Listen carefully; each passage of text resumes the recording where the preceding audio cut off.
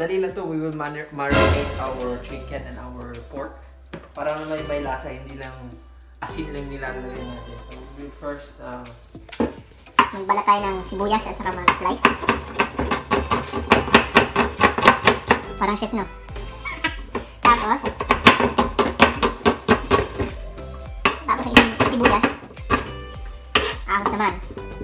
Para may lasa yung minarinate natin. Kaya yung lasa ng ahos mapupunta talaga. So we'll just slice din also. Init lang natin. Tanggalin natin yung mga part.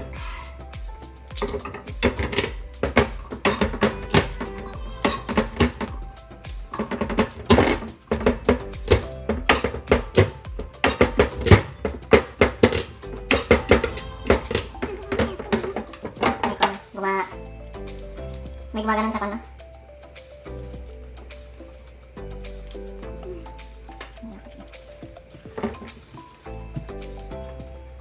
Yan. Tanggalin natin ng balat yung garlic.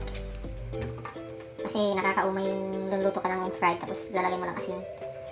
Asin and ginger. Ay, garlic. Ayun.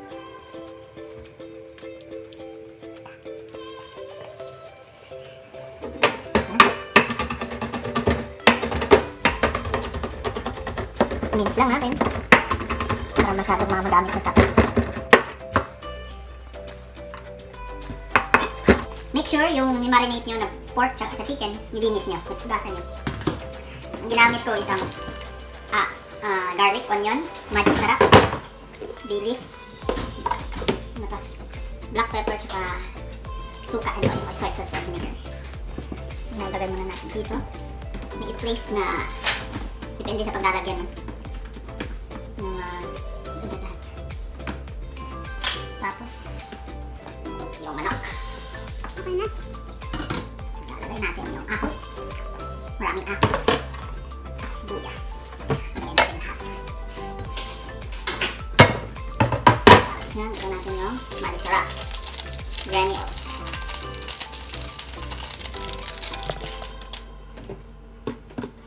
Bay leaf. Malapit maubos ang bay leaf. And black pepper. Brown pepper. Kalagyan natin ang toyo. Maraming toyo kasi marami siya.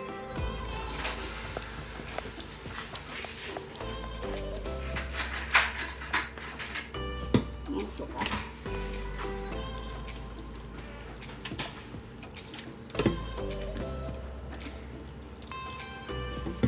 Let's mix.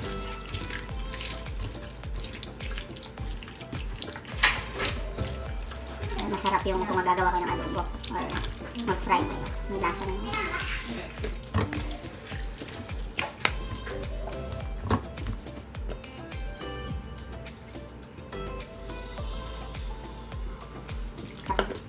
Okay na.